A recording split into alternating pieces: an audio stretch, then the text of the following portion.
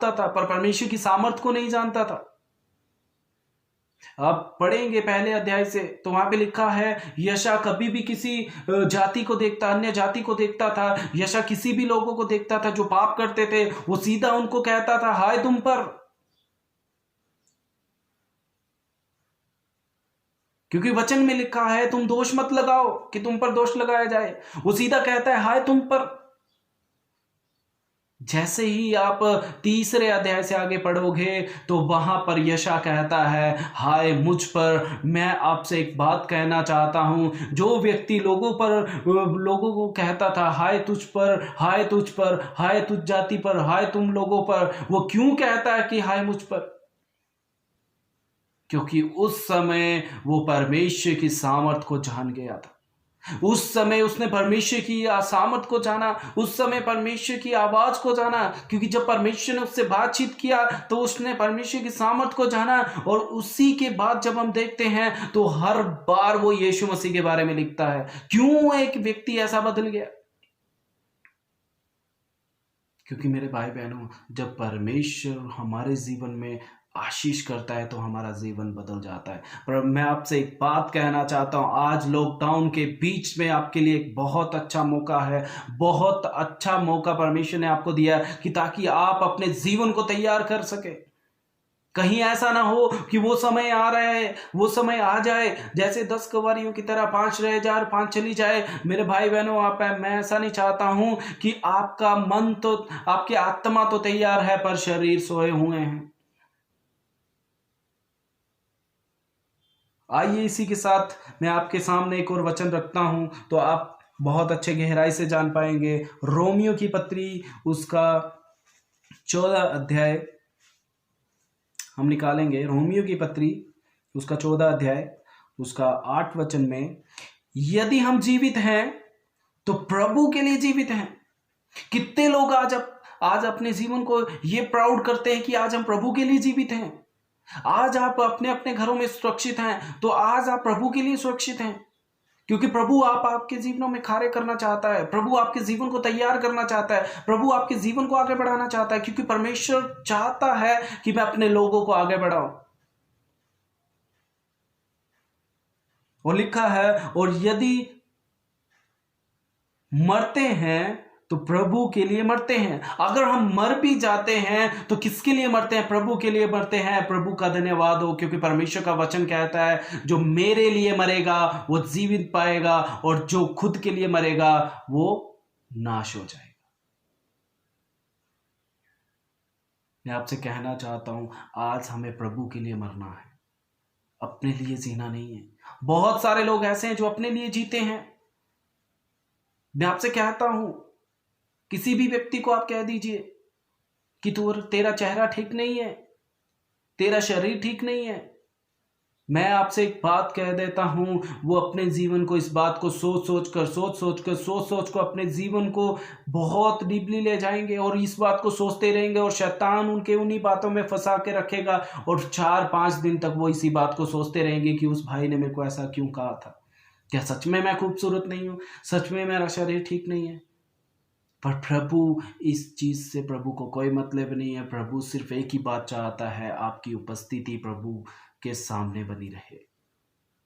कितने लोग हैं जो अपने आप को तैयार करना चाहते हैं प्रभु के लिए? कितने लोग हैं आज जो परमेश्वर को अपने जीवन के लिए तैयार करना चाहते हैं? इसीलिए प्रभु ने कहा कि बहुत सारे लोग हैं जो बुलाए गए हैं, पर उनमें से प्रभु जिनको चुनेगा वो बहुत थोड़े हैं। और आगे लिखा है, अतः हम जिए या मरे हम प्रभु ही के हैं। आज अपने जीवन में इस बात को मान लीजिए, चाहे हम मर जाएं चाहे जिए जाएं कोई फर्क नहीं है, पर हम प्रभु के हैं, क्योंकि प्रभु हमें जीवित रखता है। मेरे भाई बहनों, जब हम पौलुस के बारे में देखते हैं, पौलुस एक ऐसा व्यक्ति है जिसने परमेश्वर के लिए अपने जीवन को दिया। मैं आपको कहना चाहता हूं, पौलुस जहां भी जाता कुछ ना कुछ उसके साथ होता। पौलुस जो भी करता कुछ ना कुछ उसके साथ होता। मैं आपको बताना चाहता हूं, पौलुस एक ऐसा व्यक्ति था जो मैं मानता हूं जिसने यीशु मसीह के बाद दूसरे नंबर पे सबसे ज्यादा दुख सहा। पौलुस को 195 बार बेंते पड़ी। एक बार जिस जहाज पर गया वो जहाज टूट गया और 24 घंटे तक वो पानी में तैरता रहा। और तैरने के बाद जैसे वो नाव एक किनारे पर पहुंचा तो देखो उसके साथ क्या हुआ। तो उसके हाथ में लाइनें पड़ गई। अगर आप अपने हाथ को या पांव को पानी में ज्यादा देर रखेंगे तो लाइनें पड़ जाती हैं। तो वैसे ही उसके हाथ हो गए थे पुलपिले से। जैसे वो एक जगह पर गया तो वहां पे कुछ लोग लकड़ी जलाकर आग जल सेक रहे थे। तो जैसे पौलुस वहां पे बैठा तो उस लकड़ियों में से एक सांप निकला जिसने उसकी उंगली को पकड़ लिया। लोग क्या कहने लगे, देखो प्रभु भी इससे खुश नहीं है। जैसे ही उसने वो आग सेकता रहा तो सांप उसकी उंगली में चिपका रहा और थोड़ी देर के बाद सांप वहां से छूटकर गिर गया। तो वही लोग कहने लगे ये तो परमेश्वर का सन है। मैं आपसे कहना चाहता हूं वो जिस भी मिनिस्ट्री में जाता है लोग उसे मारते। मेरे भाई बहनों, पर वो एक बात में परमेश्वर के लिए सिद्ध बना रहा। क्या आज अपने जीवन को हम सिद्ध कर सकते हैं? आज हम परमेश्वर के लिए सिद्ध बन सकते हैं? आज अपने जीवन को परमेश्वर के लिए सिद्ध कर सकते हैं? क्या आज अपने जीवन को शुद्ध कर सकते हैं परमेश्वर के लिए, ताकि परमेश्वर की परिपूर्णता हमारे जीवन में बनी रहे? क्या परमेश्वर के कार्य हमारे जीवन में बने रहे? कितने लोग हैं जो परमेश्वर को अपने जीवन के लिए तैयार करना चाहते हैं? मेरे भाई बहनों, जब हम परमेश्वर की उपस्थिति को अपने जीवन में पाते हैं तो परमेश्वर की उस सामर्थ को महसूस करते हैं, परमेश्वर को उस तेज को महसूस करते हैं। जिस तरह यीशु मसीह ने यूहन्ना से बपतिस्मा लिया तो आकाश खुल गया और कबूतर को परमेश्वर ने आपने ऊपर आते देखा। उस समय जैसे आकाश खुला परमेश्वर यीशु मसीह को एक अनुग्रह मिला ताकि आत्मा उसके जीवन में वास कर सके। मेरे भाई बहनों, मैं आपसे यही बात कहना चाहता हूं, कितने लोग हैं जो आज परमेश्वर के लिए तैयार हैं? आइए हम एक और वचन को पढ़ेंगे। पहला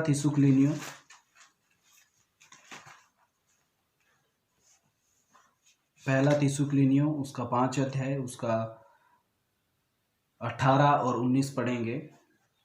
हर बात में धन्यवाद करो। मैं आपको कहना चाहता हूं जितने भी लोग आज, जितनी भी, अगर आप कितनी भी बड़ी परिस्थिति में हो, कितनी भी बड़ी आज परेशानी में हो, कितने भी बड़े आज आप दुख में हो, पर मैं आपसे एक बात कहना चाहता हूं, परमेश्वर का धन्यवाद करो। क्यों हम अपने जीवन में उस समय को, जब हमारे जीवन में थोड़ा सा दुख आता है, पौलुस को इतना दुख आया फिर भी परमेश्वर का धन्यवाद करता था। प्रभु धन्यवाद हो तेरा जो तूने मुझे स्थिर रखा। क्या आज हमारे जीवन में थोड़ा सा दुख आता है तो आज हम परमेश्वर को कोसते हैं, परमेश्वर को कहने लगते हैं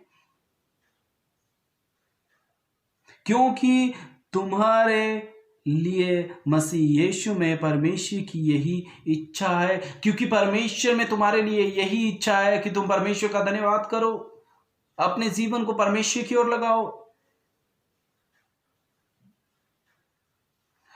और अपने जीवन में आत्मा को ना बुझाओ। बहुत सारे लोग हैं मेरे भाई बहनों, आज ऐसी परिस्थिति में अपनी आत्मा को बुझा रहे हैं, आज अपनी आत्मा को नीचे नीचे नीचे नीचे नीचे नीचे करते जा रहे हैं। पर मैं आपसे एक बात कहना चाहता हूं, आज बहुत अच्छा मौका है आज अपने जीवन को परमेश्वर के पास ले जाने का।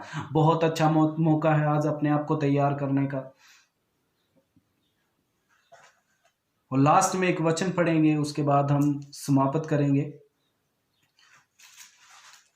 इब्रानियों की पत्री उसका 4 अध्याय उसका 16 आयत में लिखा है, इसीलिए आओ हम अनुग्रह के सिंहासन के निकट हिया बांधकर चलें कि हम पर दया हो और वह अनुग्रह पाए जो आवश्यकता के समय हमारी सहायता करे। आज हम अपने जीवन में, मैं आपसे कहना चाहता हूं कि उस अनुग्रह को अपने जीवन में पा ले कि आने वाले समय की आवश्यकता में हम अपने जीवन में उस सहायता को पाएं। मैं आपसे कहना चाहता हूं, जब मरियम के पेट में जब यीशु मसीह आने वाले थे, उससे पहले परमेश्वर ने एक स्वर्गदूत को भेजा ताकि वो मरियम को अनुग्रह दे सके। ताकि जैसे अनुग्रह आज हमें क्यों दिया गया, अनुग्रह हमें क्यों मिला, अनुग्रह हमें इसलिए दिया गया ताकि आत्मा हमारे बीच में वास कर सके। मैं आपसे ये बात कहना चाहता हूं मेरे भाई बहनों, अनुग्रह मिला मरियम को। जब अनुग्रह मिला तो आत्मा ने उसके पेट में वास किया। यीशु मसीह ने वो मरियम के पेट में जन्म लिया, पहले उसको अनुग्रह मिला। आज कितने लोग हैं जो अपना अनुग्रह पाना चाहते हैं, और कितने लोग हैं, मैं आज से कहता हूं बहुत से लोग ऐसे हैं जिन्होंने अपने जीवन में उस अनुग्रह को खो दिया। मेरे भाई बहनों, आज अपने जीवन से निराश ना होइए, आज अपने जीवन को परेशान ना कीजिए, आज अपने जीवन को दुख ना पहुंचाइए, क्योंकि मैं आपसे कहता हूं बहुत जल्द प्रभु आपके जीवन में कार्य करने वाला है। बहुत जल्द परमेश्वर का आत्मा आपके जीवन में आशीष देने वाला है। बहुत जल्द प्रभु आपकी सहायता करने वाला है। मैं आपसे कहना चाहता हूं, जब हम देखते हैं दाऊद एक ऐसा व्यक्ति था जिसने इतने बड़े गोलियत को मारा। क्यों? क्योंकि परमेश्वर उसके साथ था, परमेश्वर उसके अंदर था, परमेश्वर उसकी सोच में था। क्योंकि वो उसने सोचा था कि मैं ये कार्य कर सकता हूं, तो उसने किया। उसने कहा, अपने मन में सोचा, मैं अगर मेरे सामने सिंह और भालू को मैं फाड़ सकता हूं तो ये मेरे सामने कुछ नहीं है। अगर परमेश्वर की आवश्यकता, परमेश्वर की आशीष आपके जीवन में बनी है, तो मैं आपसे कहता हूं कोई भी परिस्थिति आपके सामने आ जाए वो कुछ भी नहीं है, क्योंकि परमेश्वर आपके जीवन में कार्य करता है। मेरे भाई बहनों, हम क्यों छोटी छोटी बातों में अपने जीवन को निराश कर लेते हैं? देखो यीशु मसीह को, कितना लहू बहाया यीशु मसीह ने हमारे लिए, कितना दुख सहा यीशु मसीह ने हमारे लिए, कितनी परमेश्वर ने बेइज्जती सही हमारे लिए। क्या इतना सा दुख हमें सहन नहीं होता मेरे भाई बहनों? क्यों हम अपने जीवन में नाराज हो जाते हैं? क्यों अपने जीवन में उन बातों को लेकर बैठ जाते हैं जिनका होना जरूरी नहीं है? आज हम उन बातों को नहीं सोचते जो परमेश्वर चाहता है। आज क्यों मेरे भाई बहनों हम परमेश्वर से दूर हैं? शायद आप इस बात को नहीं जानते, या फिर जानते भी हैं। क्यों हम परमेश्वर से दूर हैं? क्योंकि आज हम परमेश्वर की उस आत्मा को महसूस नहीं कर पाते। आज हम अपने जीवन में उस परमेश्वर के अनुग्रह को महसूस नहीं कर पाते। क्यों नहीं कर पाते? क्योंकि हम परमेश्वर के लिए तैयार नहीं हैं।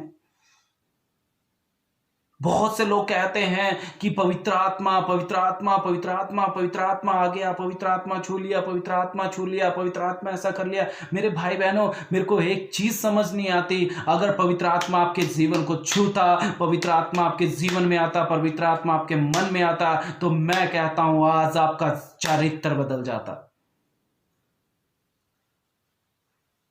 सबसे पहली बात, आपके अंदर एक नम्रता आती, आपके बोलने में नम्रता, आपके चलने में नम्रता, आपके उठने में नम्रता, बैठने में नम्रता, आज आपके जीवन में नम्रता आ जाती जब परमेश्वर का आत्मा आपके जीवन में आता।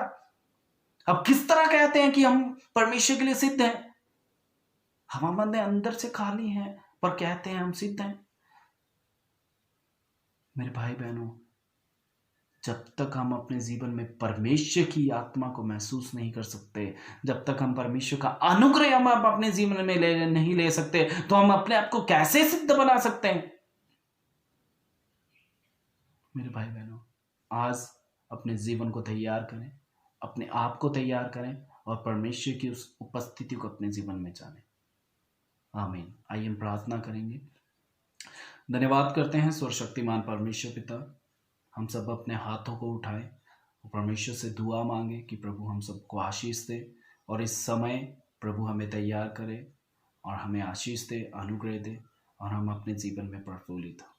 प्रभु हम आशीष दे। जितने भी लोग इस समय अगर इस वीडियो को देखें, तो प्रभु उन सब लोगों के जीवनों में आशीष हो, ताकि ये वीडियो ज़्यादा से ज़्यादा लोगों तक पहुँचे और लोग अपने जीवन में, अपनी आत्मा में तैयार करें, अपने आत्मा को, अपने शरीर को, अपने मन को, अपने बातों को, अपने चाल चलन को, अपने आत्मिक जीवन को तैयार करें प्रभु आपके लिए, ताकि प्रभु हम सब आपकी उपस्थिति में आपके साथ रह सके। प्रभु यीशु मसीह हमारे जीवनों में, हमारी आत्माओं में आशीष दे, ताकि प्रभु आपका कार्य हमारे जीवन में पूरा हो, हम सिद्ध बन सकें आपके उन बातों में जो आपने हमें बताई हैं। प्रभु आप आशीष दे और सबके जीवनों में, सबकी आत्माओं में शांति दे। यीशु के नाम से मांगते हैं, आमीन।